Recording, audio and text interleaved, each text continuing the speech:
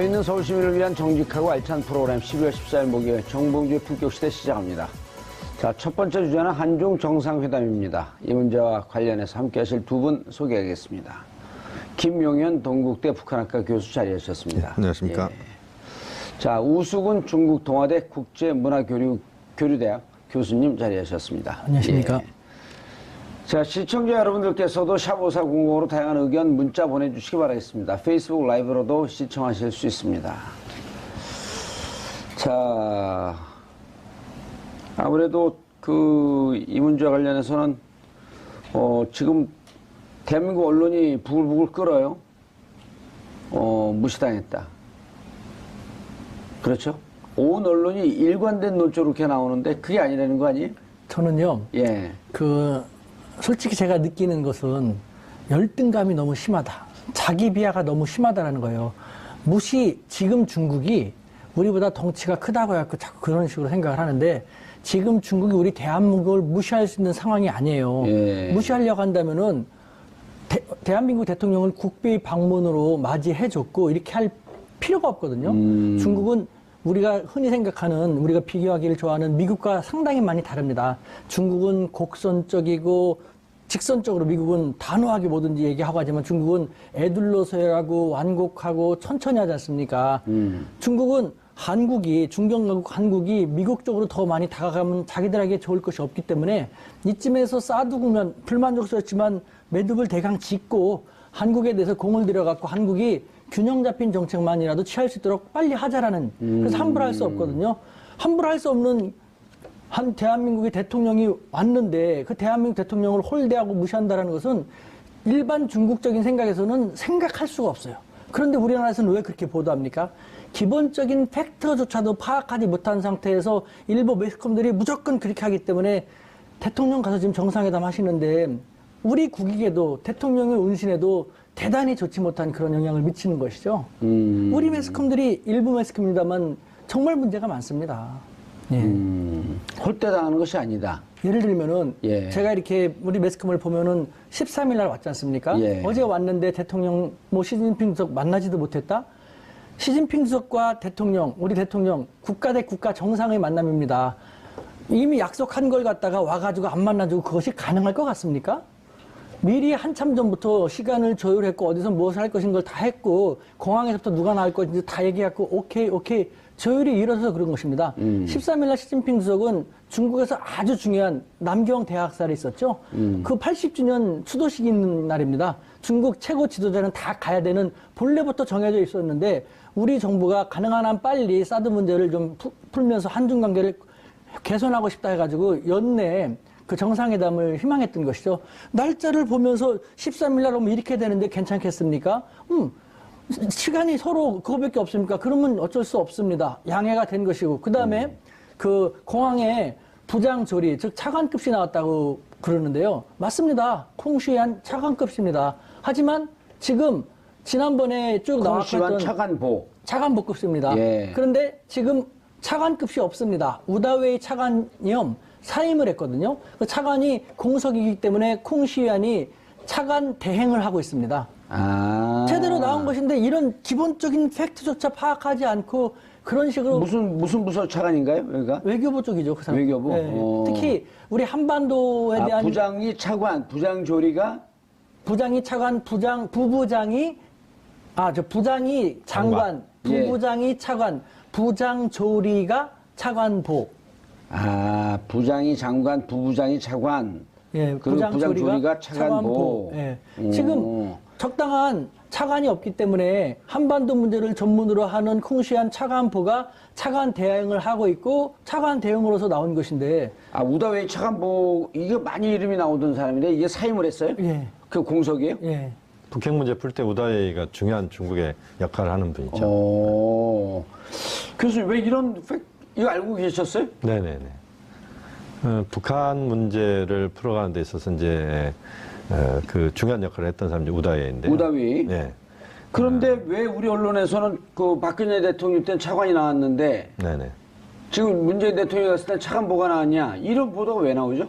그럼 사임했기 때문에 차관보기 때문에 그 차관 보지만 차관 대행 역할을 하고 있다. 이렇게 하게 되면 정상적으로 나온 거 아니에요? 그렇습니다. 이제 지금 우리가 문재인 대통령 홀대론을 이야기를 하는데 예. 두 가지 측면에서 봐야 될 것 같아요. 하나는 문재인 대통령이 실질적으로 국빈 방문을 지금 하고 있습니다. 예. 차관보급이 나온 건 맞는데 그 차관보의 역할이 차관 대행을 하는 역할을 한다 이렇게 하나 정리할 수 있을 것 같고요. 예.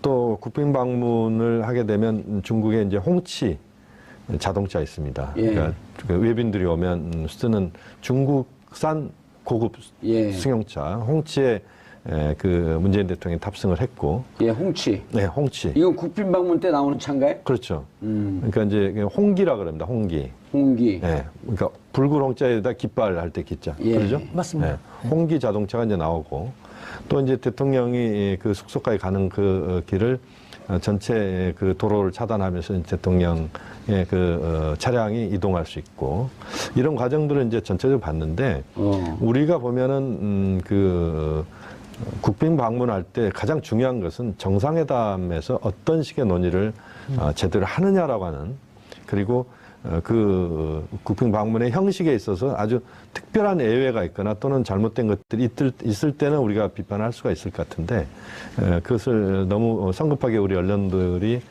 그렇게 언급하는 것이 적절한가에 대해서 한번 고민을 해볼 필요가 있을 것 같고요. 또 하나는 보통 보면 한국의 대통령이 그 국빈 또는 실무 방문을 다른 국가를 할 경우에 대체로 한국 언론은 대통령의 방문이 끝난 그 시점에서 비판을 하거나 그런 쪽으로 그런 언론의 보도 행태가 있었습니다. 그런데 최근 들어서 나타나는 모습은 그야말로 문재인 대통령이 거기에 도착하자마자부터 대통령의 홀대론이랄지 또는 대접을 못 받았다랄지 뭐 이런 식으로 몰아가는 것은 가장 중요한 지금 정상회담 지금 예. 오늘 개최가 됩니다만 이 정상회담의 포인트를 맞춰야 되는 우리 상황에서 봤을 때는 좀 당황스러운 그런 부분이다 이렇게 볼 수밖에 아니 근데 없겠습니다. 언론의 논조가요. 네. 그냥 홀대를 받았다가 아니라 사실은 문재인 대통령을 걱정해주면서 대국이 지금 우리나라가 힘이 약하다고 우리 홀대하는 거 아니냐.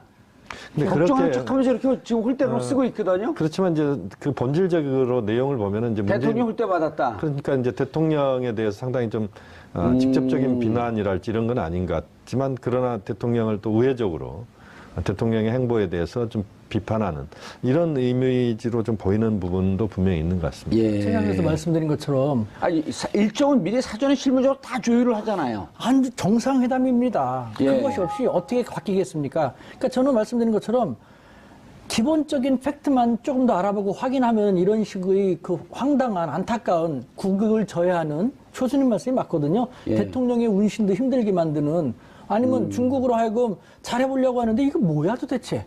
자기들이 원해서 이렇게 해주는데 이게 뭐 우리한테 좋을 것도 하나도 없는 그런 보도. 예. 국익을 위해서 나가 계신 분한테 여야 당리 당략 차원에서 이렇게 한다라는 것은 저는 대단히 문제가 많다고 생각되거든요. 아니 일테면 그러나 리커창이 점심을 먹기로 약속에 사전 약속되지 않았나요? 그거는 확인되지 않았습니다. 근데 중국 같은 경우는요, 그 제가 중국에 있으면서 몇몇 대통령, 다른 나라의 대통령이 올 때도 여러 가지 이유로 몇 시간 전까지 컨펌을 안 해주는 사람도 있더라고요. 이 건 같은 경우는 저도 한번 물어봤는데 그거는 컨펌을 안 해주더라고요. 교수님 어떻게 보세요? 리커창 점심 약속이 캔슬되고 팀미팅으로 바뀐 거. 아마 그건 이제 아마 특별한 사정을 우리가 어떤 내용이었는지 확인을 할 필요는 있을 것 같은데요. 예. 대체로 이제 국빈 방문은 중국으로서도 1년에 몇 번밖에 그 국빈을 받지 않습니다. 그래요? 우리도 마찬가지죠. 우리도 1년에 한 4-5번 정도나 국빈으로 초청할 겁니다. 맞아요. 미국도 한 4번인가 이렇게밖에 딱 그렇습니다. 정해져 있더라고요. 한국도 마찬가지고요. 예. 국빈 방문은 두 가지 측면이 있습니다. 실무 방문이 오히려 많은 이야기를 양 정상이 할 수 그렇죠. 있는 오피셜 것이고. 비짓. 그렇습니다. 실무 방문. 그렇습니다. 예, 이거 스텝 비짓 아니에요? 그렇습니다. 이번에. 국빈 방문은 어떻게 보면 그 양국의 어떤 우위 이런 것들을 확인하면서 또 양 정상이 상호간의 그 입장을 좁히는 예. 이런 차원에서의 또 의미가 있는 그런 방문이기 때문에 국빈 방문의 이 과정에서 보여주는 여러 가지 모습들 물론 이제 중국이 미국 트럼프 대통령이 온 것만큼 한국 대통령을 대접한다. 이것은 현실적으로 뭐 그것을 우리가 중국이 그렇게 안 해주니까 문제가 있다. 이렇게 이야기하기는 좀 어려운 부분이 있는 것 같고요. 다만 이제 현실적으로 차이가 있다 이런 얘기죠. 그렇죠. 실제 뭐 그런 과정들은 뭐 그동안 중국의 예, 외교 차이가 행태를 있을 보면 수밖에 없고. 있었다고 봐야 되는데 예. 다만 이제 국빈 방문으로서 한국 대통령에 대해서 중국 당국이 아주 특별한 어떤 결례를 범하는 또는 뭔가 어떤 뭐 예를 들어서 정상회담을 오늘 하기로 했는데 뭐 내일로 미룬다 할지 그런 건 아니잖아요, 이번에. 그런 건 아닙니다. 그러니까 국빈 방문은 아까 우 교수님 말씀하신 것처럼 실무 방문도 마찬가지입니다만 지난번에 우리 정의용 실장께서 이미 베이징을 방문하고 돌아왔습니다. 그러니까 사전에 조율이 다 끝난 사안들이라고 봐야 되고 아주 특별한 경우에만 이제 모르겠습니다. 지금 리커창 총리 부분은 우리가 확인해 봐야 되겠습니다만 전체적으로 봤을 때는 미리 세팅이 다 된 상태에서 세팅이 다 되어 있고 그 시진핑과의 정상회담이 가장 중요한 일정이다. 나머지는 좀 그 일정이 조금 어긋나거나 그래도 큰 문제는 없다. 그렇죠. 제가 하나만 더 예. 한중간의 결정적인 차이를 알려드릴게요. 그러니까 너무 우리가 우리식으로만 우리의 입장에서만 생각하기 때문에 문제인데 대통령도 이번에 말씀하셨고 역지사지가 필요합니다. 지금 이것 먼저 말씀드리면요. 만약에 우리가 정말 중국이 우리 대통령을 홀대할 생각이었다면은 왜 국빈 방문으로 받아들였습니까? 아니, 방문도 불러놓고 연맹이려고요. 그거는요, 일반적인 중국 입장에서는 얘랑 척을 진다, 완전히 갈라선다라는 생각을 하지 않는 한 상상할 수가 없어요. 중국은 불러놓고 물먹이진 않는다? 덩치가 크지만 중국은 상당히 소심해요. 자, 지금 결정적인 한국과 중국의 차이를 알려드릴게요. 한국 같은 경우는 빨리빨리로 대변되는 것처럼 무슨 일이 있으면은 단호하고 직선적으로 급박하게 하는 걸 선호하죠. 예. 쾌도난마, 일도양단, 무자르듯이 선호하지 않습니까? 중국은 반대죠. 중국은 만만디에라는 말로 하는 것처럼 천천히, 그리고 말하는 것도 양방은, 쌍방은, 유관국은 이런 식으로 곡선적으로 말하고 완곡하게 말하거든요. 예를 들어 상당히 애매모호하고 애매모호한 그런 게 강하거든요. 요번에 국빈 방문을 초청을 받아들여갖고 했어요. 만약에 정말 물 먹이려고 한다면은 실무 방문이라든가 공식 방문도 있었는데 왜 국빈 방문을 했습니까? 국빈 방문을 해줘가지고 그 다음에 그 아베 총리 같은 경우는 그렇게까지 방문을 원했는데도 국빈 방문은커녕 여태까지 받아들이지도 않고 제3국에서 만나주지도 않았지 않습니까? 중국도 국빈 방문을 수락했다는 것은 그만큼 한국과의 관계를 빨리 풀고 싶다는 것이에요. 풀고 싶다고 하면서 물 먹인다는 것은 논리적으로 맞지가 않아요. 그러니까 우리가 너무 우리식으로 이렇게 해갖고 하기로 했잖냐. 10월 13일 합의도 했잖냐. 그러니까 일사천리로 탁탁 나가야 되냐고 하지만 그건 한국적인 생각이고 중국은 어디까지나 정상회담을 받아들여줬지만 사드를 반대해왔고 사드를 반대했음에도 불구하고 배치되고 또 4기를 추가 배치한다는 얘기가 나올 정도로 자기들한테는 더 안 좋아졌음에도 불구하고 국빈 방문을 형사시켰거든요. 그러면 시진핑 주석은 중국 국내의 민심이라든가 국내에서의 반대파의 역풍이 있을 수 있거든요. 예. 그렇기 때문에 요번에 사드 문제라든가 삼불 원칙은 시진핑 주석은 어떤 식으로든지 언급을 할 겁니다. 안 하면 자기가 국내에서 입장이 난처해지니까요. 그러니까 우리는 우리 매스컴이 또 사드 문제 언급했네, 봉인됐는데 들춰냈네, 삼불 원칙 그렇게 말하지 말고 상대방은 상대방의 입장이 있으니까 말하게 하고 우리는 우리 입장을 견제하면 되는 거예요. 삼불 원칙에 대해서 대통령이 밝힌 것처럼 우리 입장은 우리 정부의 입장은 변함이 없습니다라는 우리 입장만 견지만 하면요. 중국이 이번에 확인을 하겠다 뭐 그런 얘기는 안 할 거거든요. 그렇게 가면 되는 겁니다. 뭐든지 어떻게 단칼로 무배듯이 쾌도난마 일도양단이 되겠습니까? 저는 외교함에 있어서 우리의 신속하고 정확하고 뭐 확실한 걸 좋아하는 이 성격이 외교할 때 있어서는 반드시 좋은 것만은 아니라는 것. 이 기회에 다시 한번 그것이 드러났다고 말씀드릴 수밖에 없죠.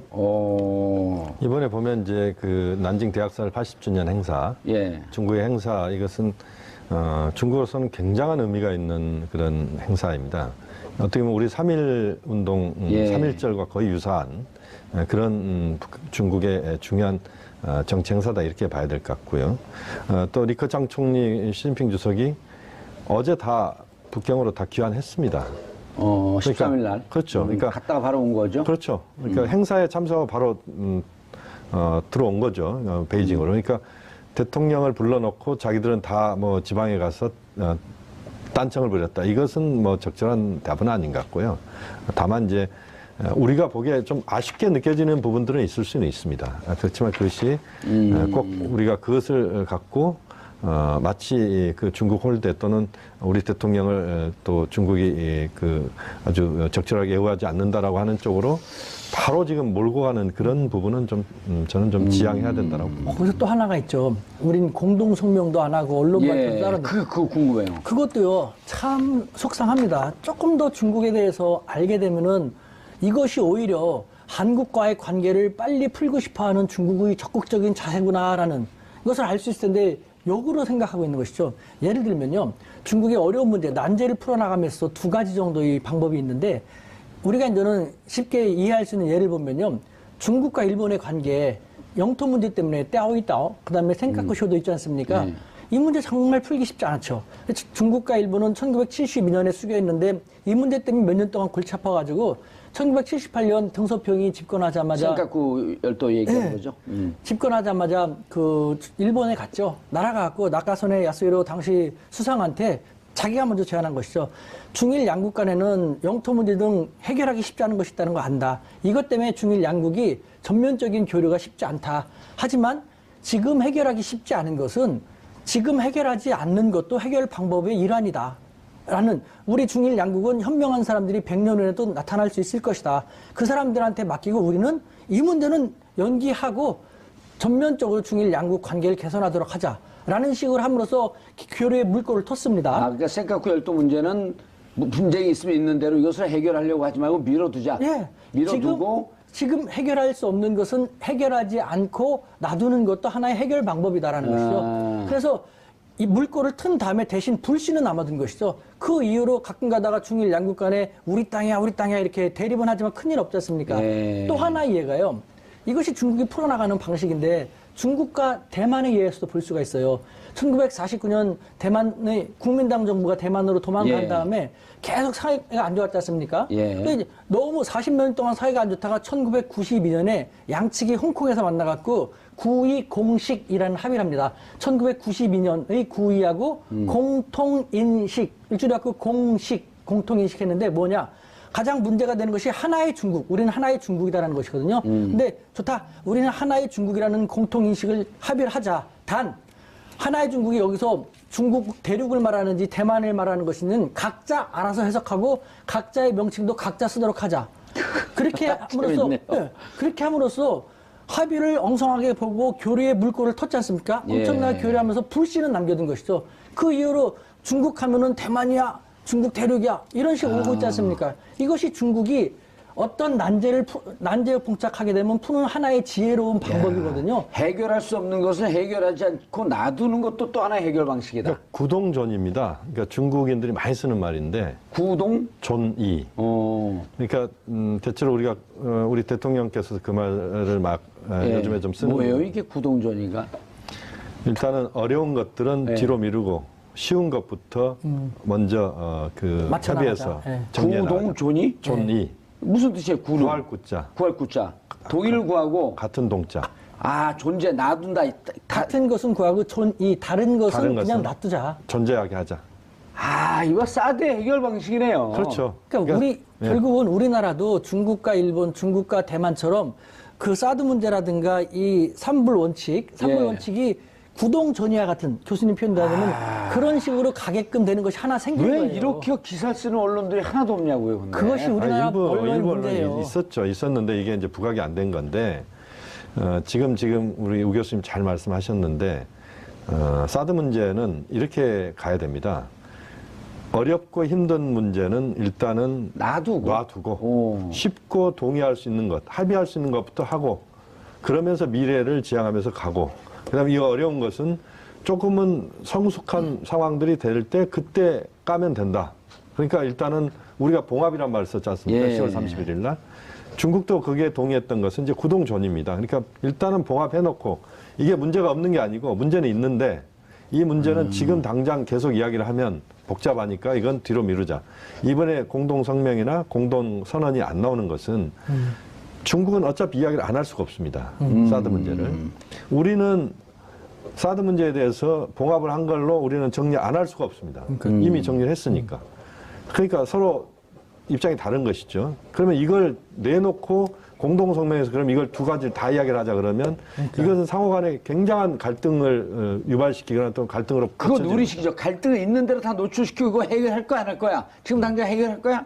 안 하면 너네하고 지금 얘기 안 해. 근데 해결이 안 해결이 안 되잖아요. 되잖아요. 해결 안 되니까 구동전이 그러니까요. 존이 예, 해결이 안 되고 앞으로 가야 될 길은 너무나 멀지 않습니까? 예. 한중이 해결해야 될 게 뭐 사드 문제는 일단 우리가 좀 이렇게 봉합해놓고 북핵 문제 어떻게 할 건지, 경제협력 한중 지금 경제 문제 어떻게 할 그렇죠. 건지. 그다음에- 그러니까 거기서 네.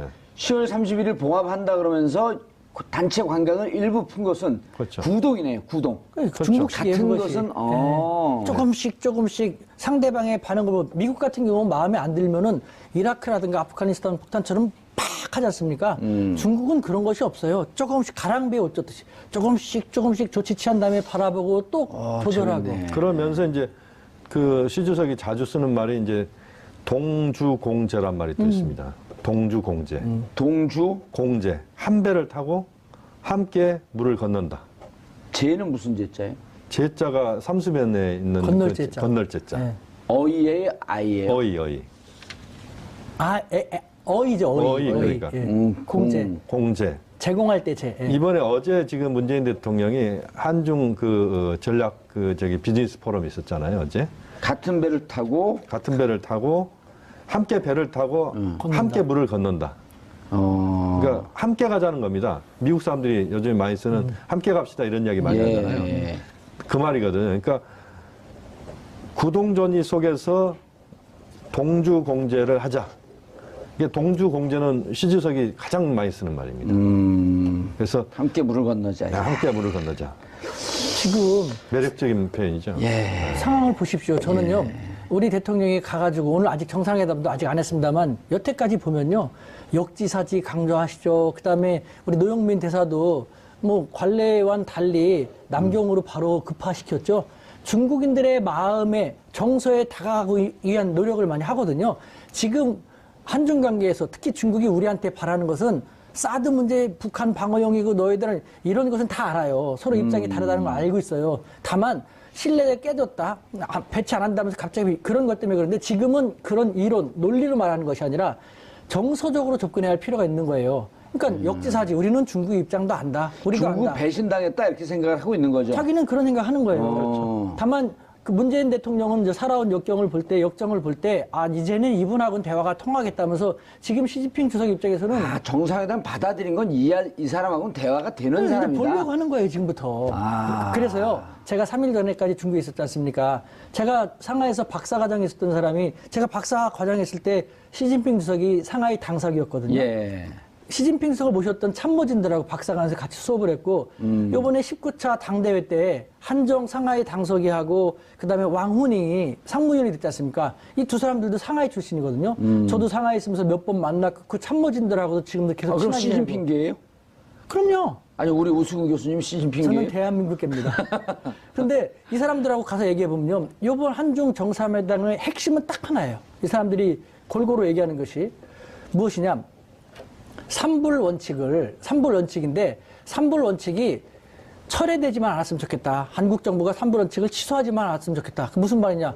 우리는 우리의 입장이 있고 한국은 한국의 입장이라는 거 안다. 한국이 삼불 원칙을 견제하겠다고 했으니까 그것만 해주면 좋겠다. 그것만 얘기해주면. 그래서 우리 대통령이 CCTV에 얘기했지 않습니까? 삼불 원칙은 한국 정부의 기존 입장이고 변한 것이 없고 새로운 것이 아니다라는. 예. 그대로 해가지고 중국은 이미 그걸로 기분이 좋은 상태거든요. 그런데 우리 이 일부 결국 매스컴에서는 삼불 원칙이라고 하는 것을 10월 30일 날 발표를 했기 때문에 정상회담도 이루어질 수 있었다 이런 얘기인가요? 그것이 핵심이에요. 근데 우리 일부 언론에서는 삼불 원칙에서 뭐 똑같은 대통령이 세 가지 문장으로 얘기했는데 다 똑같은 맥락인데 거기서 하나를 뺐다 뭐 중국이 이런 식으로 악의적으로 편집했다. 제가 다시 한번 CCTV 봤습니다. 아니 이런 얘기를 해요. 우리 언론 어떻게 이런 걸 요구하지 않았나요? 중국은 삼불 원칙에 이것을 구체적으로 실행하겠다는 약속을 해라.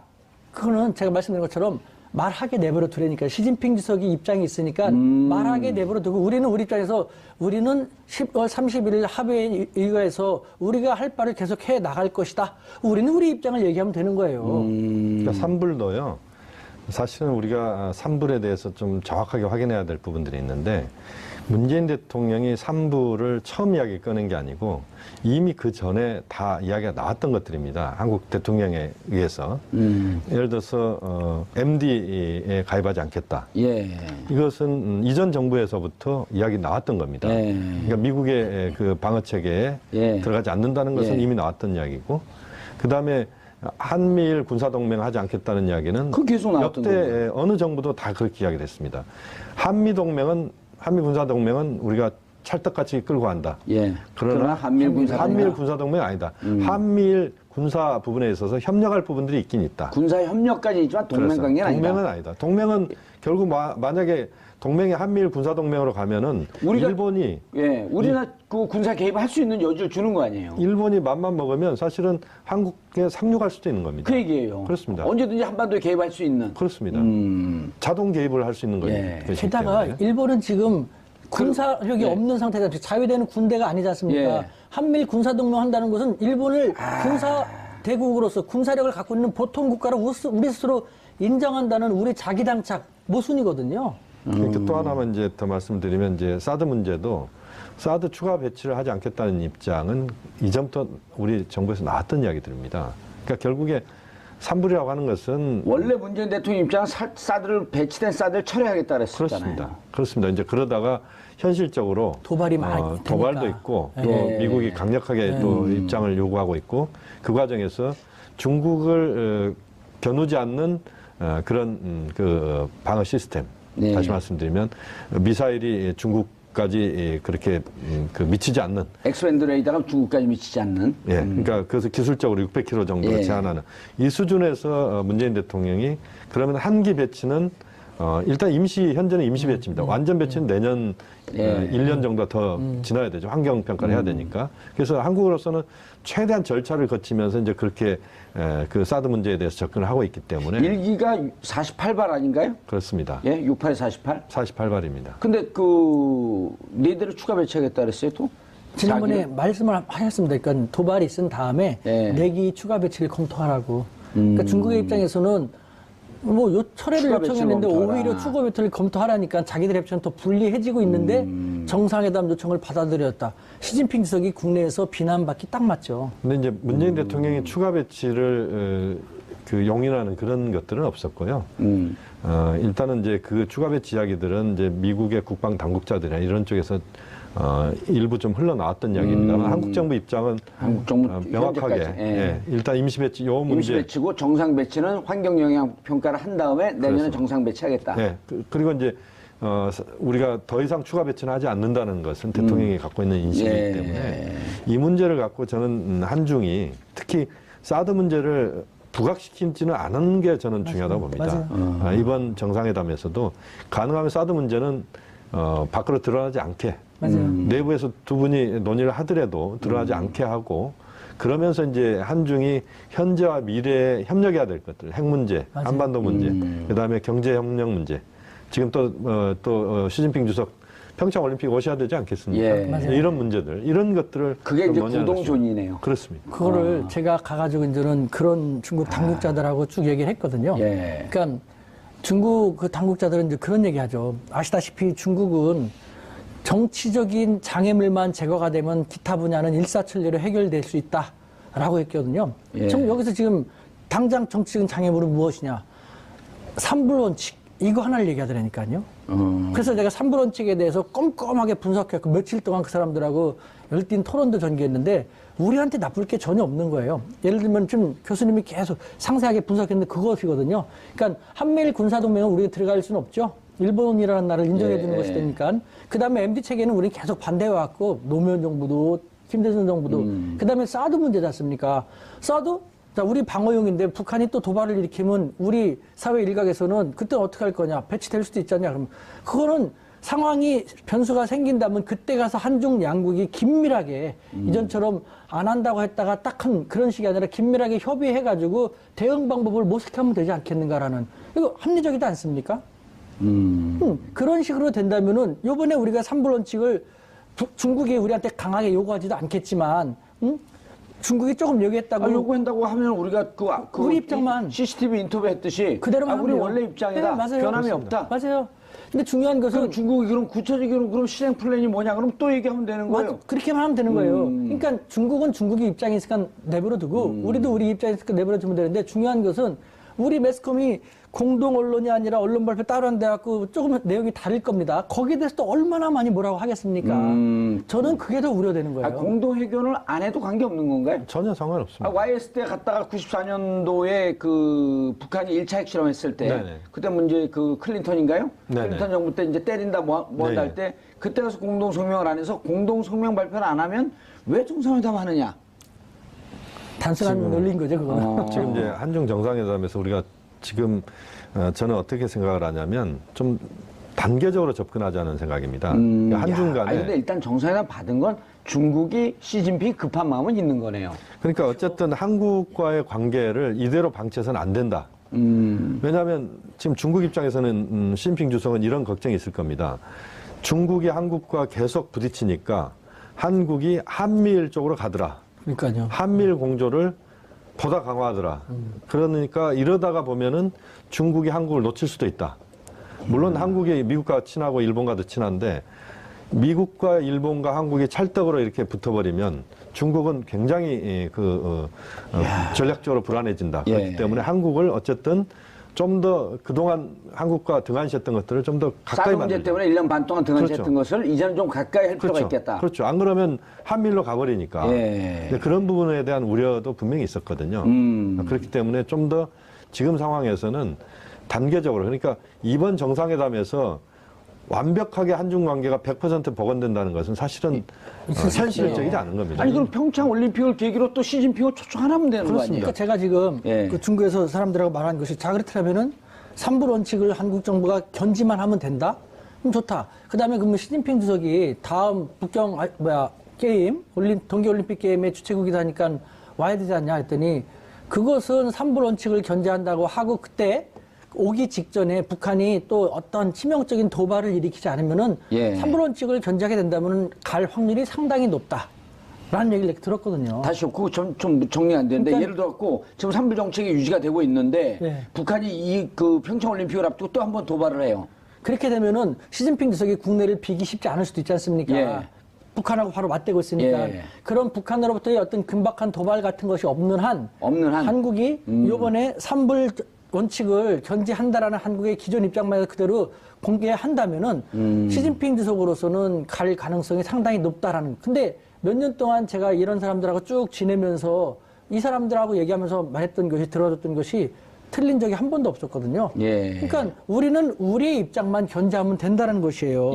알겠습니다. 그러니까 한중 간에도 단계적으로 얘기하고 첫 번째 이대로 방치 안 되기 때문에 한국을 좀 끌어들일 필요가 있다라고 하는 거고 그다음에 그 다음 단계에서는 지금 상황에서 이제 중국은 그래서 대통령을 오게 했죠. 한국 대통령 오게 했고. 그럼 먼저 누가 초청한 거예요? 그건 두 가지 양쪽 다 이해관계가 있는 겁니다. 그렇습니다. 중국은 한국을 끌어들 필요가 있고 한국 입장에서도 한국은 중국을 통해서 북한을 견제를 해야 될 필요가 있고 그것도 있고 사드 문제는 일단 이 정도로 하고 그다음에 한중이 경제협력을 지금 뭐 다시 재개해야 되고 또 북한 핵 문제를 풀어가는 데서 중국의 역할이 워낙 중요하니까 중국도 역할을 보다 더 긴밀하게 한국과 그 호흡 조절을 하면서 가게 만드는.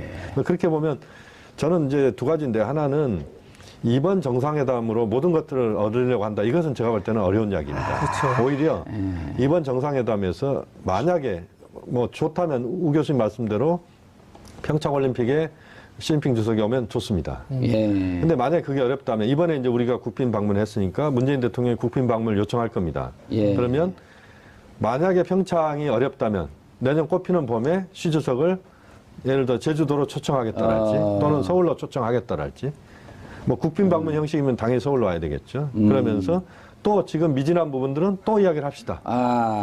그래서 사실 과거에도 보면 한중일 또는 한중 간에 보면은 거의 셔틀 정상회견을 했었거든요. 그러니까 1년에 한 번씩 돌아가면서 하기도 했고.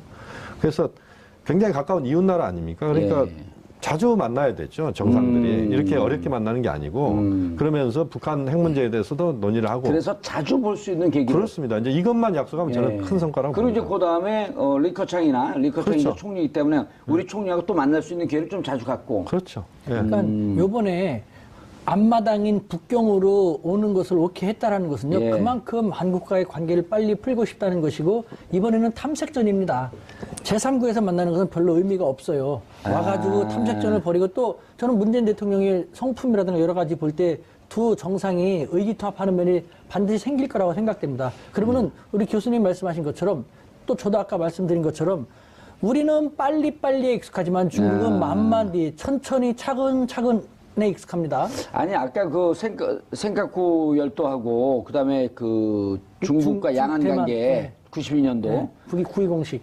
920 공통할 때 공하고 인식할 때 식. 9.2 공식. 예.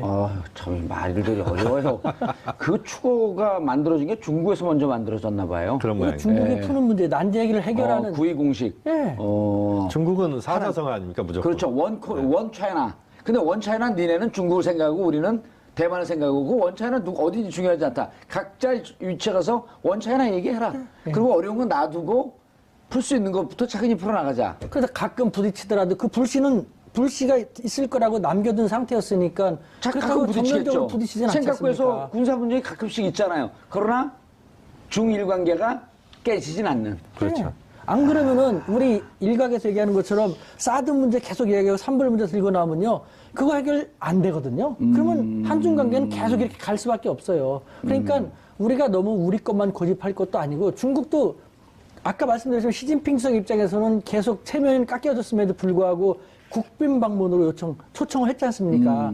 의지가 서로 확인이 됐으니까 일부 매스컴이 확인되지 않은 것을 이상하게 보도해갖고 대통령을 힘들게 하지 말고 지켜봐 주시는 것이. 네. 두 가지를 좀 말씀드리고 싶은데 하나는 시 주석과 문재인 대통령의 이런 성장 과정이나 이런 것들이 굉장히 유사한 부분들이 있습니다. 예. 또 성격적으로 시 주석과 누구요? 문재인 대통령이 오. 그러니까 시 주석도 굉장히 고생하면서 성장을 했거든요. 물론 예. 시중신이라고 중국 시중신, 할때 원로 아버지 중에 아버지, 예. 공산당 원로. 그렇죠. 그러니까 어떤 태자당이 문혁대 그 고생했습니다. 문혁대 하방돼 갖고 막 그렇습니다. 15년을 고생했잖아요. 그 와중에 이제 시중신의 아들인 시진핑 주석도 그때 고생을 같이 했거든요. 예. 그래서 고생을 해보면서 성장을 했고 문재인 대통령도 어쨌든 실향민 예. 그러니까 이북에서 내려온 부모님 밑에서 어렸을 때부터 성장 과정이 예. 부유하거나 그럼 둘 다 정치적으로도 변방의 아웃사이더예요. 그렇죠. 시진핑이 그렇습니다. 그 누구 서기로 들어갔다가 하방을 네. 하잖아요. 맞습니다. 용현 마을인가 어디에 어느 마을로 가요? 산시성. 산시성에 토굴 쪽에서. 예. 그래서 그 두 아니 분의 그건 이제 저 하방됐을 때고 네, 네. 그 대학을 졸업하고 그 장관의 비서로 갔다가 난 세상에 갇힌 새가 되기 싫다 하면서 자취방으로 가잖아요. 그럼 거기서 이제 무슨 마을 성공시켰고 마을 그러니까 이름들이 기억이 안 나. 어쨌든 그 두 분의 예. 성장 과정이나 또 궁합이 좀 맞는 부분들이 많습니다. 물론 이제 한중 간의 현안 때문에 지금 좀 복잡해졌지만 예. 그 두 분의 서로에 대한 그런 존중. 예. 또 중국 학자들 만나보면 문재인 대통령을 되게 좋아합니다. 여기 중국 학자 여기 있잖아요. 뭐 아니 어디서 만나요? 중국 학자들, 중국인 학자, 저는 한국인 중국인 학자. 학자들이 문재인 대통령에 대한 기대가 꽤 컸었고 지금도 역시 있습니다. 이제 그게 한편으로 존재하고 있고 이제 또 하나의 역설을 말씀을 드리고 싶은 부분은 제가 그저께 그 중국 심양을 다녀왔는데요. 예.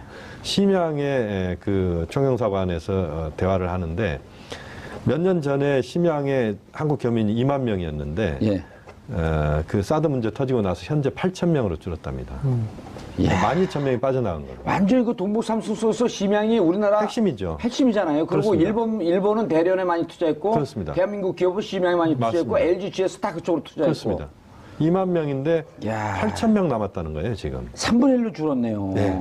그러니까 얼마만큼 이 위기네. 사드 문제 때문에 예. 한국 교민들이 또 한국의 그 중국 투자 이런 게 망가졌는지 그래서 이걸 더 이상 방치할 수 없습니다. 이건 이제 우리 지금 당장 우리 현대자동차 같은 경우도 저도 북형 현대자동차를 가봤습니다만 어마어마한 공장이거든요. 베이징에서 예. 가장 대학생들이 취직하고 싶은 곳이 북형 현대자동차였어요. 근데 지금은 시장 점유율이 확 떨어졌거든요. 예. 근데 이런 것들을 우리가 더 이상 방치할 수 없다. 이런 차원에서 본다면 좀 더 빠른 한중 관계 회복이 필요하다 이렇게 봐야 되겠습니다. 예. 자, 두 가지만 더 여쭙게요. 시간은 뭐 많이 지났지만 자, 일단 CCTV 여자 기자가 너무 무례했다라고 하는 게 이제 또 홀대론이 또 하나 있고 두 번째 한국 기업들 총수들이 대거 같이 갔잖아요. 상투적으로 의례적으로 간 거냐 아니면 이번에 뭔가 풀기 위해서 간 거냐. 그 부분에 대해서 좀 정리를 해 주셔야죠. 먼저 CCTV 같은 경우는 예. 일단은 그 우리식으로 바라볼 때 중국어 어떻게 좀 되게 투박하고 거칠죠. 막, 니 칠팔라마, 이런 식으로 지금 저한테 욕하는 거예요? 식사하셨느냐. 아, 니취팔로마. 식사하셨나? 취판, 판이 밥이니까. 맞습니다. 니취팔로마. 사람 오해하지 마십시오. 뭐 쌍니. 아니, 저는 남자 싫어합니다. 제가 보고 싶었어요, 그랬거든요. 그러니까 중국어 어투가 다르고 그다음에 예. 중국은 지금 사드 문제에 집중하고 있지 않습니까? 예. 사드 문제를 많이 물어볼 수밖에 없는데 더군다나 우리가 더 관가하는 우리 입장에 생각하는 것이 중국 CCTV입니다. 아, CCTV가 중국, 예. 한국에 방영되는 게 아니라 중국 국내용이거든요. 국내용이다. 중국 국내 민심은 시진핑 주석이 국익을 위해서 사드에 중국을 대해서 위해서 얘기했으면 이렇게까지 좋겠죠. 계속 한다라는 걸 보여주지 않으면 안 되는 입장이지 않습니까? 예. 그걸 갖다가 뭘 그렇게까지 합니까? 예. 중국어에 익숙치 않은 그런 사람들 입장에서는 너무 좀 무례하다라는 생각이 들 수도 있겠지만 저는 그래서 그걸 봤다니까요. 예. 근데 큰 문제 없었거든요. 중국에 있는 교민들이 봤을 때도 문제가 없나요? 큰 문제 없죠. 한국 교민이 봤을 큰 문제 때. 없죠. 큰 문제 없었다. 네. 오케이. 더군다나 악의적인 편집했다고 하는데 악마의 편집. 예, 거기서 세 개의 문장이 있었습니다. 우리 대통령이 우리는 사드 문제에 대해서 우리 정부 입장은 바뀐 것이 없다. 새로운 것이 아니다. 우리는 계속 견지해 왔다. 똑같은 내용이었지 않습니까? 예. 그중에 가운데 거 하나 뺐다고 해가지고 내용이 달라진 게 전혀 없거든요. 우리는 그 입장을 계속 견지해 왔다라는 것. 예. 그것인데 그걸 뺐다고 해가지고 악마의 편집, 편집 악의적으로 했다. 저는 이해가 안 가요. 그래서 제가 다른 데 가서 물어봤어요. 이렇게 물어봤더니 완전히 제 방송을 통편집했죠. 지금까지 제가 얘기했던 이런 내용 같은 것. 아니, 그러니까 중국에서 봤던 교민들이 보기에 큰 문제 없었다 이렇게 보시는 건가요? 그렇죠. 일상적인 것인데 중국에서 그걸 갖다가 활동하고 있는 학자들이 봤을 때는 저 같은 사람이 보기에도 문제가 없다니까요. 악마의 편집? 아니에요. 충분히. 뭐 갖다가 악마의 편집을 예. 제가 물어봤더니 대답을 못해요. 자, 또 하나 마지막으로 네. 우리 기업들이 갔는데 효과가 있을까요? 저는 요번에 아까도 말씀드렸지만 중국 같은 나라는 중국 당국자가 하는 말이지 않습니까? 정치적인 장애물이 제거되면은 예. 경제, 사회, 인문, 문화 같은 거는 일사천리로 해결된다라고 했거든요. 그러니까 요번에 우리 암묵적으로 삼불 원칙에 대해서 우리의 입장이 이미 전해졌을 것이고 그럼 시진핑 주석의 입장에서는 한국의 민심에 다가가는 모습을 보여줄 필요가 있기 때문에 한국의 경제계에 많은 그 선물을 준다라는 예. 선심들 그런 모습을 보여줄 필요가 있었겠죠. 그렇기 때문에 그런 알겠습니다. 이야기가 있어가지고 우리 경제계가 많이 이렇게 기대하고. 대동된 것이 아닌가라는 생각이 듭니다. 알겠습니다. 시간이 많이 지났는데 간단하게. 네. 자, 틸러슨이 조건 없이 without precondition 어떠한 조건도 없이 대화하자. 네네. 라고 얘기를 했단 말이에요. 네네. 아직 북한의 반응은 없습니다. 전격적으로 내년 초쯤 되면은 북미 간의 관계가 개선이 되면서 전격적 대화의 길로 갈 것이다라고 현재로서는 예견 하셨었죠. 현재로서는 좀 더 지켜봐야 될 부분들이 있습니다. 근데 뭐냐면 어쨌든 미국의 입장은 완전히 바뀐 거죠. 틸러슨 장관이 그렇게 입장을 밝혔는데 그거에 대해서 누굽니까? 푸틴이나 트럼프. 미국의 대통령은 트럼프 대통령. 트럼프 아니었었나요? 트럼프요. 트럼프였어요? 바뀌었어요. 네, 바뀌었어요. 트럼프 대통령이나 지금까지는 트윗이 없어요, 현재까지. 물론 그렇습니다만 이제 그 백악관의 입장은 지금 틸러슨 장관의 이야기는 미국 공식 입장이 아니다 예. 이렇게 이야기를 했습니다. 그러니까 틸러슨 장관이 좀 앞서간 측면이 있다라는 뉘앙스가 좀 나오고 있습니다. 그러나 여전히 두 가지 옵션 중에 하나인 것만 분명한 거예요. 물론 그렇습니다. 그러니까 예. 지금 현재는 군사적인 공격을 통해서 핵 문제를 해결한다라고 하는 이런 입장보다는 뭔가 대화적으로 가야 되지 않느냐라고 하는 흐름이 조금씩은 커지고 있는. 예. 유엔 사무차장도 갔다 왔죠. 사무차장. 또 그렇습니다. 유엔과 북한이 이제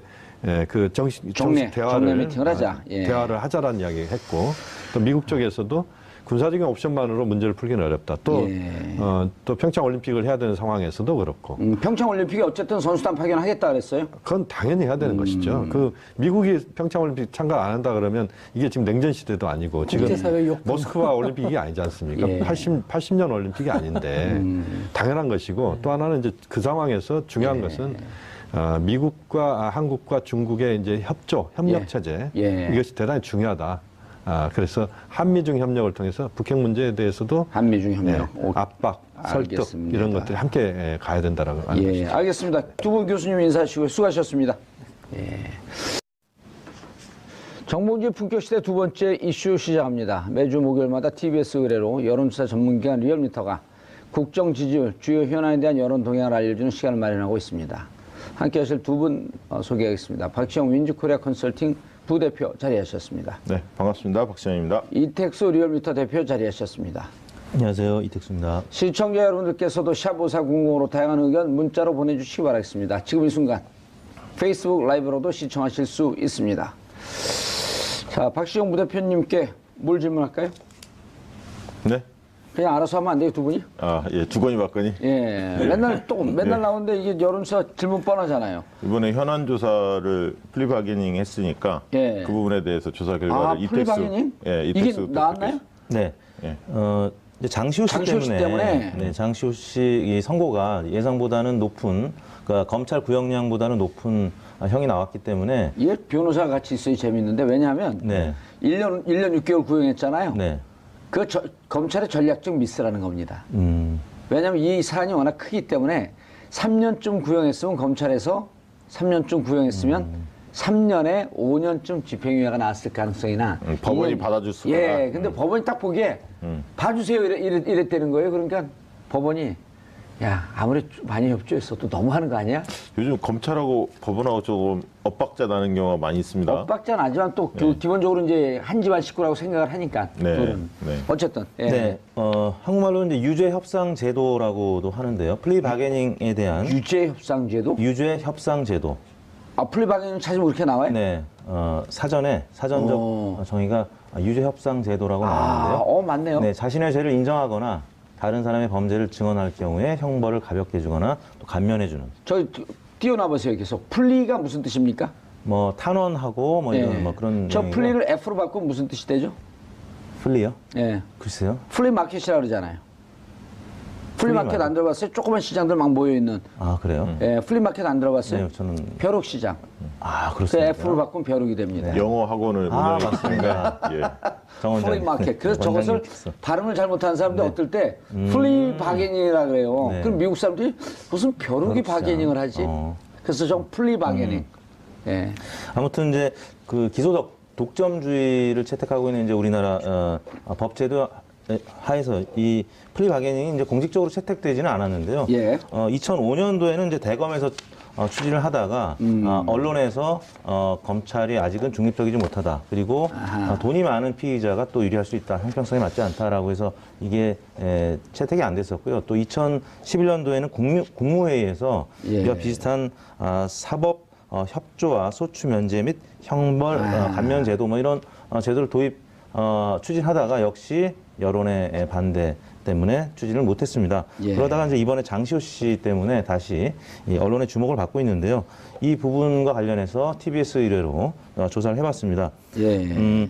다른 사람의 범죄를 털어놓거나 또 자신의 죄를 인정하는 이 플리 바게닝에 대해서 형량을 줄여주거나 기소를 하지 않는 이른바 플리 바게닝 제도를 도입해야 한다는 주장이 제기되고 있는데 이에 대해서 어떻게 생각하십니까 물었는데요. 그래프 보시는 것처럼 범죄 수사 도움에 도움이 되기 때문에 플리 바게닝에 찬성한다는 의견이 57%. 야, 이게 좀 예상외의 결과가 나온 거 아닌가요? 그렇습니다. 또 입증하기 어려운 범죄 수사에 도움이 되므로 찬성한다는 의견이 이렇게 나왔고요. 반대의 경우에 사법 정의를 훼손할 우려가 있으므로 반대한다는 의견이 29.3%로 2배가량 찬성 의견이 높게 나타났습니다. 예. 이런 의견은 이제 설문 과정에서도 장시호 씨에 대한 설명을 했었고요. 또 최근에 장시호 씨 때문에 이 플리 바게닝 제도가 여러 번 보도가 나갔기 때문에 특히 이제 적폐 수사에 대해서 많은 응원을 보내고 있는 국민들이 이 부분과 관련해서는 과거 2005년도, 11년도와는 다른 여론을 보낸 것 같은데요. 그때 많이 반대했었나? 2013년, 14년? 뭐 그때 조사를 저희가 하진 않았는데 예. 당시에 당국에서는 그런 반대 여론이 높았기 때문에 이걸 추진할 수 없다라고 이제 했던 거 봐서는 내부적으로 조사하지 않았을까 싶은데요. 예. 말씀드린 대로 지정당별로 확연히 차이가 나타났는데 정의당 지지층에서는 범죄 수사에 도움이 되기 때문에 찬성한다는 의견이 77.2%로 가장 높았고요. 또 민주당 지지층이 71.8%로 거의 비슷한 수준으로 높게 나타났습니다. 바른정당 지지층도 53.2%로 그보다는 낮지만 과반을 넘었고 반면에 자유한국당 지지층하고 또 바른정당 지지층은 국민의당 지지층은 조금 온도차를 보였는데요. 국민의당 지지층은 과반에 미치지 못하는 46.9%, 자유한국당 지지층은 오히려 사법정의 훼손하니까 되니까 반대한다는 의견이 63.2%로 높게 나타났습니다. 지역별로도 진보 색채가 강한 광주, 전라, 또 수도권, 그러니까 서울 같은 경우는 60% 이상 범죄 50% 이상 범죄 수사에 도움이 되기 때문에 찬성한다는 의견이 높았고요. 부산, 경남, 서울, 대전, 충청 순이었습니다. 예. 아니, 이게 박근혜 대통령 어떻게 봐야 되나요? 저 박근혜 대통령 구속 수사하는데 장시호가 악의적 역할을 했다 이렇게 받아들이는 건가요? 아니 이게 지금 어떻게 보면 찬성 의견이 높아진 게 예. 상황이 좀 바뀌어서 아마 찬성 여론이 높아진 것으로 보입니다. 과거에 비해서 높아진 거는 어쨌든 적폐청산을 해야 하는데 장시호 씨가 굉장히 큰 역할을 했다. 왜냐하면 그런 역할이 없다면 전모가 다 드러나지 않았을 거 아닙니까? 그러니까 그런 것들 측면에서 장시호에 대한 어떤 동정론이라기보다는 적폐청산에 대한 필요성을 진보층이나 중도층들이 인정한 거 아니냐. 그 필요성을 절감했기 때문에 지금 플리바게닝 도입에 대해서 긍정적으로 좀 보는 것 같습니다. 일단 플리바게닝을 이해한다는 것만도 근데 특별정부에서 어마어마한 거 아니에요? 질문 자체를 제가 보니까 좀 상세하게 질문 워딩을 좀 리얼미터에서 이번 조사할 때 좀 자세하게 설명을 했어요. 장시호 사례를 쭉 설명하면서 단순히 플리바게닝에 대한 찬반을 물어보면 판단을 못하죠. 잘 판단이 안 되는데 이 부분이 최근 이슈화가 됐고 또 질문 자체에서 자세하게 설명을 했기 때문에 듣고 정확히 판단했다고 보고요. 무응답 잘 모르겠다라고 하는 판단 유보층이 그렇게 많지는 않았습니다. 이번 사안에 대해서. 주로 이제 40대 같은 경우는 뭐 5%인가 6% 정도밖에 무응답이 나오지 않았기 때문에 대부분 본인들이 판단을 하고 답변을 한 것으로 그렇게 보여집니다. 그래서 연령별로 보면 30, 40대가 좀 긍정적 의견이 당연히 높았죠. 예. 진보층, 중도층이 높기 때문에 특히 이제 40대가 굉장히 이 부분에 대한 찬성이 높은 것으로 조사됐는데 보통 요즘에 보면 40대가 되게 포스트 386세대라고 이야기를 합니다. 흔히들. 그래서 정치 현안이나 사회 현안에 대해서 좀 개혁적인, 진보적인 시각을 가진 층이 40대가 상당히 많습니다. 물론 문재인 대통령 지지도는 30대가 제일 높고 그다음에 40대, 20대 이런 순으로 보통은 조사가 되는데 복잡한 사회 현안이나 정치 현안에 대해서는 30대보다는 40대들이 조금 더 분명한 목소리를 좀 내는 것 같고요. 20대의 찬성률이 30, 40대보다는 약간 다소 낮은 것으로 나왔는데 그 이유를 분석해 보니까 판단 유보층이 한 16.8%로 상대적으로 높았던 것이 원인 같고요. 어쨌든 이 사안의 성격상 정치 관심도가 30, 40대에 비해서 20대가 조금 낮다고 볼 수가 있는데 이 층에서 좀 판단하기 어려운 분들이 제법 있지 않았나 그렇게 추정이 됩니다. 뭐 여하튼 장시호 씨 덕분에 관련해서 영재센터 후원금 또 영재센터 또 자금 관련한 횡령 뭐 이런 부분이 크게 드러났기 때문에 그 부분과 관련해서는 어떻게 보면 플리바게닝 성격의 진술이 굉장히 이번 사건에 있어서 중요한 역할을 했다는 판단을 한 것 같습니다. 미국 같은 경우도 형사 사건의 90%가 플리바게닝에 의해서 처리가 된다는 얘기를 제가 보도를 통해서 들었는데요. 그런 최근에 장시호 씨의 진술 덕분에 이런 적폐 수사에 도움이 됐다는 점에서 긍정적인 평가가 50% 넘지 않았나 싶습니다. 그런데 실질적으로 보게 되면 지금 2년 6개월형이 나왔잖아요. 검찰이 1년 네. 6개월 구형을 했는데 일단 뭐 법조계 인사들은 또 율사들은 너무 검찰의 구형이 낮은 거 아니냐. 그러니까 배임 횡령이 억대가 넘어갔기 때문에 기본적으로 5년 배임 횡령이 크잖아요, 형량이. 네. 5년 이상의 형을 받을 수 있는 건데 실질적으로 2년 6개월이면 무척 적게 나온 거다. 그리고 네. 법원에서도 어쨌든 검찰이나 법원이나 플리바게닝적 성격을 일부 수용한 것이다 이런 해석도 있거든요. 네. 그런 이제 이 문제 때문에 어쨌든 플리바게닝에 대한 국민적 관심이 좀 높아진 거고. 예. 근데 검찰과 법원이 좀 입장이 틀린가요? 그렇습니다. 이제 법원은 뭐 그야 말대로 법대로 판결할 수밖에 없는 것인데요. 검찰은 이제 나름 그 기소 독점의 권한을 갖고 있기 때문에 앞으로 다른 지금 재판들도 연이어서 지금 계속 이어지는 상황에서 장시호 씨의 진술 굉장히 중요하죠. 그런 상황에서 어느 정도 감량을 해준 것 같은데요. 법원에서는 장시호 씨에 관련된 이 여러 가지 이 혐의가 너무 무겁기 때문에 1년 6개월로는 도저히 법의 형평성 차원에서 용납할 수 없다라는 것이고, 뭐 그 부분 관련해서는 이제 많은 국민들도 이제 공감을 하겠죠. 다만 검찰의 입장을 또 국민들의 입장도 이해를 하는 것이 아닌가 그렇게 생각을 합니다. 이게 지금 보면 법조계에서도 의견이 그 상반되게 나뉘어지더라고요. 그 찬성 의견 제도 도입을 찬성하는 쪽에서는 이 제도를 도입해야만이 사회적 거악 같은 경우를 척결할 수 있다. 왜냐하면 그게 은폐가 많이 되기 때문에 그렇죠. 내부 고발자가 없으면 이걸 드러내기 어렵다. 범죄 혐의를. 이런 측면에서 어쨌든 국정농단이나 이런 어떤 거대 악을 척결하기 위해서는 몸통을 잡기 위해서는 플리 바게닝 제도를 도입해야 한다. 이렇게 좀 주장하는 겁니다. 그리고 검찰에서는 뇌물죄, 배임죄, 횡령죄, 알선 수재죄 등 5대 중대 부패에 대해서는 이 제도를 도입하자. 이렇게 주장하는데 반대쪽에서 논리도 상당히 주장이 탄탄하더라고요. 뭐라고 얘기하냐면 실제로 제도 도입은 하진 않았지만 지금 현실적으로 본다면 실제적으로 플리 바게닝이 많이 도입되고 있다. 그리고 우리나라에서는 검찰의 권력이 막강하기 때문에 이 제도까지 도입된다면 무소불위가 될 수도 있다. 그래서 검찰이 알아서 뭐 이렇게 형량을 조율하다 보면 오히려 문제가 커질 수 있다. 특히 이번에 국정원 비리도 이현수 기조실장이 많이 불지 않았습니까? 사실은 이제 이런 걸 통해서 밝혀졌는데 이게 제도가 도입이 안 됐다 하더라도 검찰이 얼마든지 운영의 묘를 살려서 실제로 하고 있는 거 아니냐.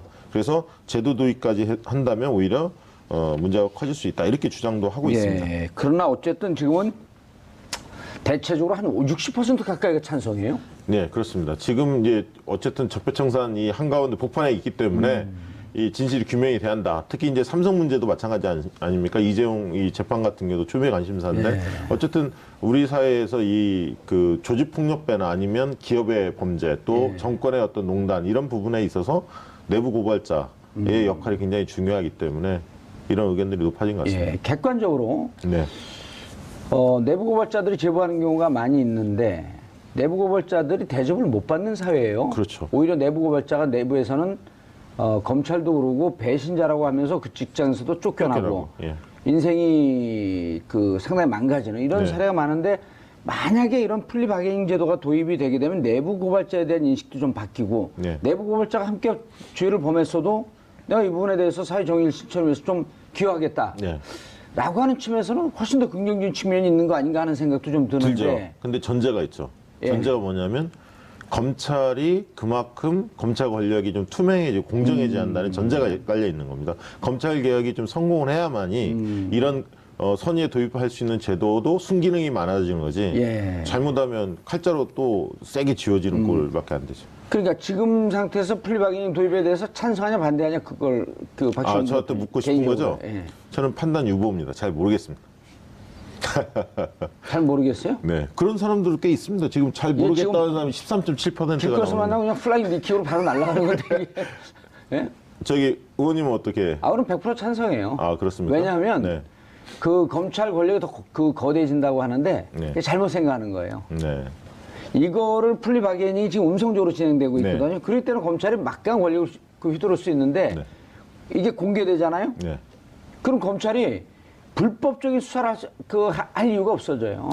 그러면 이런 거하고 조금 연관된 것 중에 하나가 로비스트를 양성화하자 이런 주장도 있지 않습니까? 그것도 저는 찬성해요. 찬성하는 입장이죠. 그럼요. 그래서 자꾸만 음지로 가려고 하는 음지에서 다 하거든요. 그러니까 국회의원들이 돈 받잖아요. 받아보셨나요? 누구요? 저 당연히 받아봤죠. 그런가요? 세비. 후원금? 세비. 합법적인 후원금? 그럼요. 세비도 받고. 세비. 저한테 돈 준 적 없잖아요. 돈 잘 벌 때. 네, 없습니다. 찬성이 반대하세요? 저는 찬성하는 편입니다. 로비스트는?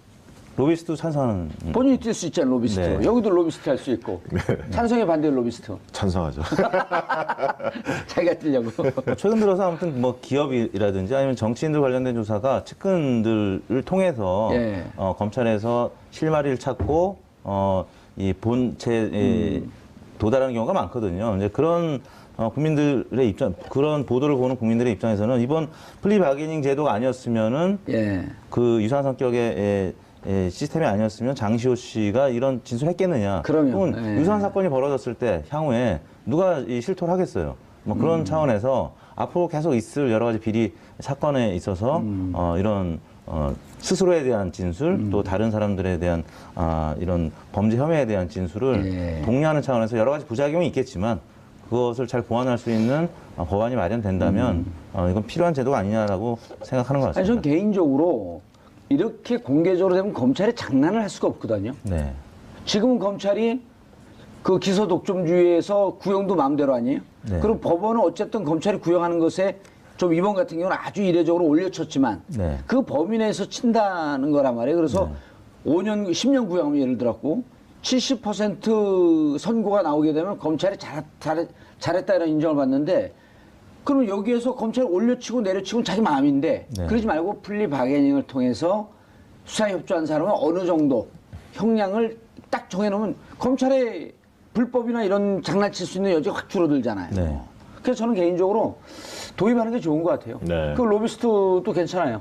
네. 로비스트 하면은 같은 회사 사면 복권되시면 아니요, 그안 되는 데더 좋아요. 복권돼서 다시 배지를 다시면 아니요, 로비스트 양성화 법안을 추진해 주십시오.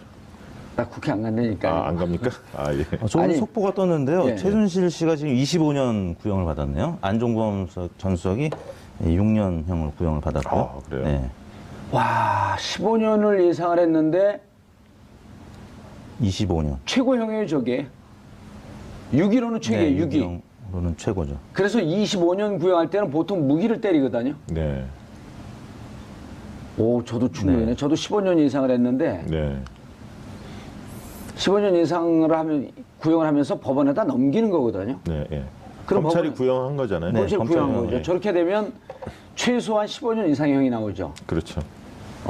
선고는 1월 초순경에 이루어진다고 예상이 되고 오늘 있는데요. 국민들이 뭐 호프 한 잔 좀 하겠는데요? 아유, 그래도 아무리 잘못했어도 개인이 또 불행한 건데 호프해야죠. 여하튼 장시호 씨 덕분에 이 18가지 혐의 중에서 또 여러 혐의가 입증이 된 거기 때문에 국민들은 플리 바게닝 찬성을 10명 중에 6명가량 향해 안 조금 더 올라가겠네요. 네. 이제 이제 대통령 지지도 한번 볼까요? 예, 아니 그 검찰 신동빈은 얼마 했나? 신동빈은 4년 구형, 안종범은 징역 6년을 구형했네요. 예. 장시호가 아니라 최순실 25년. 네. 야, 이쯤 되면요. 그럼 대통령은 박근혜 전 대통령은 어떻게 되나요? 똑같이 가죠. 비슷하게. 거의 유사하게 갑니다. 네. 왜냐하면 공동 기획을 했더라도 이 공동 기획의 실질적인 권한 행사한 게 박근혜 대통령이기 때문에 저거 밑으로 갈 수는 없어요. 네. 충격적인데요. 네, 예, 생각보다는 저렇게 많이 되면 나왔습니다. 한 15년 받는다고 할지라도 죄질이 무겁다고 하게 되면 저 2분의 1에 대해서 또 이제 또 가중 추가를 취해주죠. 가중 예, 처벌할 예. 수 있거든요. 그럼 22년 6개월. 우리 후배 상계동파가 22년 6개월 살고 나왔어요. 네. 살벌어. 야, 저러면 이제 살아서 햇볕 그 바깥 세상 못 봅니다. 네. 나이도 있고 네. 그러니까. 예. 너무 충격이 돼서 방송 진행을 못 하겠는데 호프만 치러 가야겠는데. 25년. 좀 놀랬죠. 네, 놀랐습니다. 예. 예. 오늘 같은 날 호프 많이 마셔야 되는 거예요. 그걸 한마디로 뭐라 하는지 아세요? 네, 뭐라고 합니까? 호프만. 호프 많이 마시자, 호프만. 그래요? 안주 먹지 말고 호프만. 예. 자, 대통령 지지율 가보죠. 문재인 충격이네, 대통령 진짜. 지지율이 최근 들어서 저희 리얼미터 조사에서도 70% 이상을 계속 유지해 왔었는데 예. 이번 주 주중 집계가 69.5%로 아하. 1.3% 하락하면서 예. 오랜만에 60%대를 기록했습니다. 부정평가는 24.6%로 나타났고요. 예. 월요일 날은 69.8%로 시작을 했고 화요일 날 68.4% 그리고 어제 69.8%로 다시 마무리가 됐는데 월요일 날은 공공기관 채용 비리 관련 논란 또 중국의 쌍중단, 쌍괴 병행 북핵 해법 관련 또 여의도 정치권에서의 논란, 예. 또 임종석 비서실장 중동 특사 파견 논란이 있었고요. 화요일 날은 중국의 산불 주장과 관련된 또 야당의 공세, 예. 산불이라면 이제 사드 추가 배치 안 된다라는 거 하고 한미 안보 협력이 군사 동맹으로 발전되는 것은 또 안 된다. 예. 또 미 MD에 참여해서는 안 된다라는 이 산불 정책과 관련된 중국의 주장과 관련해서 야당의 보수 야당의 이제 굴욕 외교 관련된 공세가 있었습니다. 그리고 이제 보수 또 매체에서 북한과 이 대화 체제를 전제로 해서 80조였죠. 80조 대가 요구 관련된 보도가 있었으면서 화요일 날은 68.4%까지 빠졌는데요. 아무튼 중국과 관련된 여러 가지 산불 또 산무 관련된 야당의 비판 관련 보도 때문에 화요일 날 68.4로 제일 저점을 찍었고요. 어제는 다시 중국으로 출국하면서 문재인 대통령이 중국으로 출국하면서 69.8%로 소폭 회복을 했는데 회복 그 강도가 크진 않았기 때문에 69.5%로 마감이 됐습니다. 네, 이번 뭐 소폭 하락이긴 한데 20대들이 좀 20대에서 좀 빠졌어요. 예. 보면 20대는 제가 볼 때 공공기관 채용 비리 중간 이게 발표가 있었는데 예. 이게 서류 조작, 위조 이런 부분들이 뭐 143건 발견됐다. 중간 발표인데 이달 말까지 전수조사를 마치고 발표하겠다는 겁니다. 그러니까 굉장히 심각하다. 우리은행에서 이게 발견이 됐습니다. 채용 비리가 이 공공기관 전체적으로 봤을 때도 굉장히 심각하다라는 결론이 나왔고요. 그러다 보니까 20대들 같은 경우 굉장히 좀 취업에 관심이 많기 때문에 이 부분에 대해서 민감하게 반응하지 않았을까. 그리고 두 번째는 제가 볼 때는 가상화폐, 비트코인 논란들도 20, 30대에 영향을 줬다고 저는 보여집니다. 20대들 특히 이제 박탈감이 큰데 경제적 박탈감이 큰 상황에서 사행 심리 조장을 하고 있는 지금 이 비트코인 문제 그리고 이제 그 5, 60대 관련해서는 말씀하셨던 중국 방문 홀대론 관련해서 논란 그리고 임종석 실장 네. 이 중동 특사 관련해서 여러 가지 의혹들이 제기되면서 어쨌든 좀 어수선한 며칠간이 좀 어수선한 어떤 그 시기가 아니었나 그런 측면에서 대통령 지지도가 소폭이지만 하락한 것 같고요. 반면에 이제 정당 지지도는 조금 이따 설명드리겠지만 좀 민주당 지지도 오히려 좀 올라가는 기현상을 좀 보였습니다. 또 TK하고 이제 보수층에서 또 50대에서 이제 하락을 했는데요. 화요일 날은 이제 강정마을, 제주 강정마을 구상권 철회 관련된 소식이 특히 보수 매체에서 많이 보도가 됐고 포털에서 많이 읽은 뉴스로 또 상위권에 랭킹이 되면서 보수 유권자들 또 TK 쪽에서 또 일부 빠진 것으로 나타났습니다. 그건 강정마을 사안 보면서 좀 황당한 게 유승민 대표가 뭐 발표를 하지 않았습니까? 이건 잘못됐다고 정부 발표 불법 시위자들에 대해서 네, 정부가 이 대처하는 게 문제가 있다. 근데 본인은 또 대선 때 본인도 그렇게 지금의 정부 그렇죠. 입장처럼 발표해놓고 본인 대선 공약 때는 지금 와서는 정부의 이 조치가 잘못됐다 이렇게 나서는 걸 보면서 본인도 물론 그 얘기는 했습니다만 이 뭐라고 얘기했어요? 지금 그 법원에서 그렇게 이 조치를 취했을 때 정부가 다시 청구를 할 수 있음에도 불구하고 포기한 것 자체가 정부의 역할을 포기한 거 아니냐 뭐 이런 식으로 발표했는데 실제로 이제 대선 공약 자체는 유승민 대표도 당시에는 지금 문재인 대통령이 했던 조치와 동일하게 입장을 취했었거든요. 경제적 책임을 묻지 않겠다. 예, 그렇게 이야기를 했었죠. 예. 그러다 이제 당대표 되시니까 또 입장이 좀 바뀌었는데. 예, 그래서 오늘 아마 사과를 한 것 같습니다. 유승민 대표가 뭐라고요? 공약을 번복하게 된 부분에 대해서 사과를 한 뉴스가 나왔더라고요. 그걸 사과하면 안 되죠. 공약을 가짜로 만든 걸 사과해야죠. 그렇죠. 예? 그걸 왜 사과해? 공약 번복이 아니라 공약 때 당선만 되고 보자고 하면서 속에도 없는 얘기를 한 거죠. 그렇죠. 제주에 갔을 땐 제주에 맞는 얘기하고, 그럼요, 예. 딴 데 가면 또 딴 데 얘기하고. 예. 뭐 대부분 정치인들이 좀 그런데, 예. 의원님은 좀 그러시지 않는 편이죠? 일관성이 있지 제주 갔을 않습니까? 땐 제주에 맞는 얘기하는 거, 제주 부르다가 눈태 맞는 거죠, 그게. 예. 근데 좀, 그동안 이 사회적 갈등 때문에 피해를 입은 아니면 탄압을 받은 분들이 상당히 많죠. 사실 쌍용차, 밀양 송정탑 뭐 이런 예. 강정말 많은데 어쨌든 최근에 이제 그런 분들에 대한 사면 논란도 좀 있었고요. 어쨌든 이 구상권 관련된 예. 논란들이 있는데 좀 전향적으로 좀 바라볼 필요가 있지 않나 저는 그렇게 아니, 생각합니다. 이게 그 노동자들 그 파업하는 것도 노동상권이 헌법에 보장된 권리 아니에요? 네. 그리고 합법적으로 신고해갖고 하고 그러는데 이걸 이렇게 저렇게 대한민국 최고의 법무법인의 자문을 구해서 파업이 끝나고 난 다음에 그 노동자들에게 손배소 청구하거든요. 네. 그럼 뭐 그 액수가 막 수십억 대, 100억 대예요. 이것 때문에 파업에 참가한 그 노동자들 파산한 경우가 비일비재해요. 그래갖고 이게 21세기형 탄압이다. 즉 헌법 정신을 위배한 거거든. 이건 국가에서 못하게 해야 되는데 국가가 앞장서서 구상권을 청구한다? 당연히 이게 촛불 그 정부는 철회를 해야 되는 게 맞는 거죠. 예. 지금 사실 우리나라가 노동조합 가입률이 굉장히 저조합니다. 12%인가 예, 그렇죠? 굉장히 낮고요. 물론 이제 노동조합 중에서도 이 적폐도 있습니다. 바꿔야 할 부분은 분명히 있습니다만 노동자의 권리를 찾기 위해서 노동조합을 양성화하고 활성화시키는 건 당연하다고 보입니다. 야, 강정마을 이런 거는 제대로 된 판단인데 이게 대통령 지지율 하락에 영향을 줘요? 아니 그게 이제 아까 말씀하신 대로 TK 쪽이나 50대에서 일부 영향을 주지 않았을까 뭐 직접적으로 이걸 딱 규명할 수는 없지만 추정을 하는 거죠. 예. 김성태 원내대표에 대해서도 뭐 여론조사를 했어요?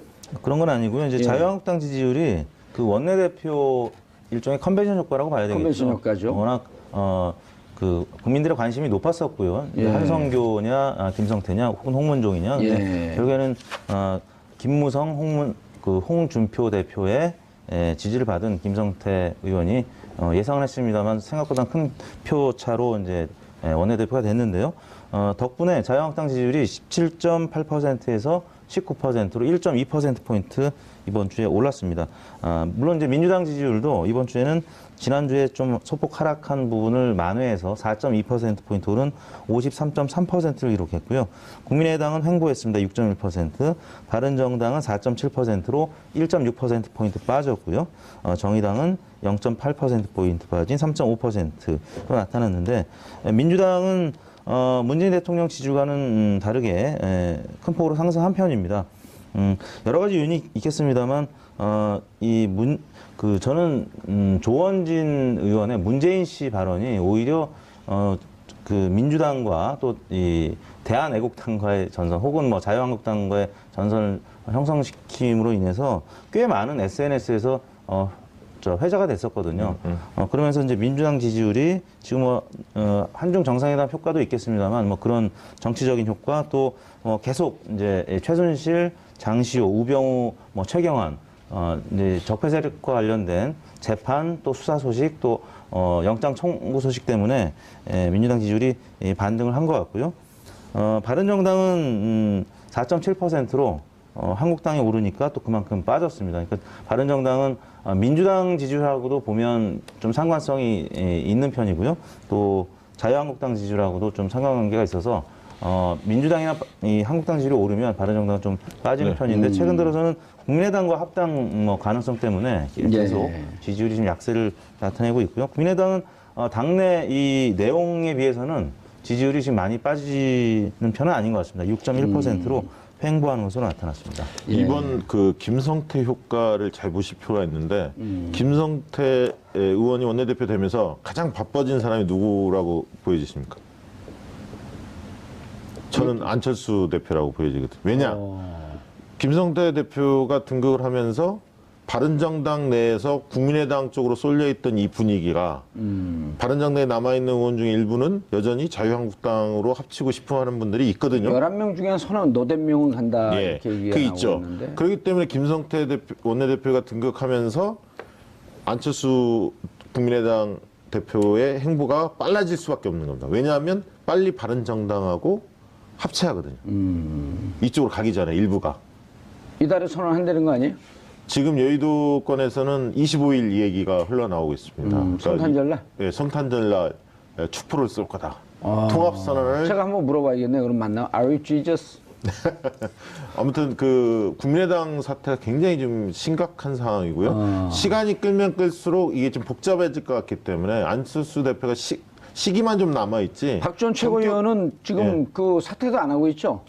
그렇죠. 예, 사퇴 안 하고 있죠. 그럼 출당을 시키든지 해야 될 거 아니에요? 전격적으로 통합선언을 하면 어떻게 되냐면 만약에 안철수 대표가 통합선언을 하게 되면 당헌 당규상 전당대회로 가게 돼 있습니다. 예. 전당대회 소집 요구가 생길 거고 전당대회에서는 대의원들 투표에 의해서 결정이 되는데 예. 지금 국민의당 전 당원의 표심은 안철수 대표한테 좀 더 우호적인데 대의원들은? 대의원들 구조에서는 흘러나온 이야기를 들어보면 반반이다, 막상막하다 이런 얘기들이 나옵니다. 그래서 호남을 중심으로 한 평화개혁연대 이 흐름과 안철수 대표를 지지하는 흐름과 거의 엇비슷한 거 아니냐. 그래서 실제로는 이런 얘기도 있습니다. 평화개혁연대하고 오늘 구당초 초선이 오찬 회동을 했는데 결국은 안철수 대표가 통합선을 무리하게 하면 오히려 안철수 의원을 중심으로 한 그 지지파가 소수로 몰릴 거다. 의원 중에는. 그래서 오히려 쫓겨날 수도 있다. 지금까지는 호남 의원들 일부가 뛰쳐나올 거다고 예상을 했는데 그게 아니라 오히려 안철수 대표가 전당대회에서 만약에 부결이 된다면 나갈 수밖에 없는 거 아니냐. 그래서 전당대회 부결해 가는 수도 있다는 거예요? 그렇게 봅니다. 그러니까 거의 찬반이 굉장히 팽팽하다. 통합에 대해서. 예. 그래서 실제로 진행되는 걸 봐야 할 것 같습니다. 그래서 며칠 앞으로 이제 연말까지 얼마 안 남았는데 이게 구당초라고 하는 초선 모임이 이 평화개혁연대라고는 호남을 중심으로 한 중진 모임에 얼마나 힘을 실어줘서 통합을 반대하는 국민의당과 바른정당의 통합을 반대하는 기운이 원내에서 얼마나 형성이 되느냐에 따라서 달라질 건데 어차피 안철수 대표 입장에서 칼을 뽑았기 때문에 예. 조만간 입장을 결정할 것 같습니다. 25일 날 결정한다고요? 아니, 그런 얘기가 흘러나옵니다. 알겠습니다. 망하는 길로 가는 거죠. 자, 두 분 인사하시고요. 네, 감사합니다. 예, 수고하셨습니다. 12월 14일 목요일 정봉주 품격 시대에 마치겠습니다. 감사합니다.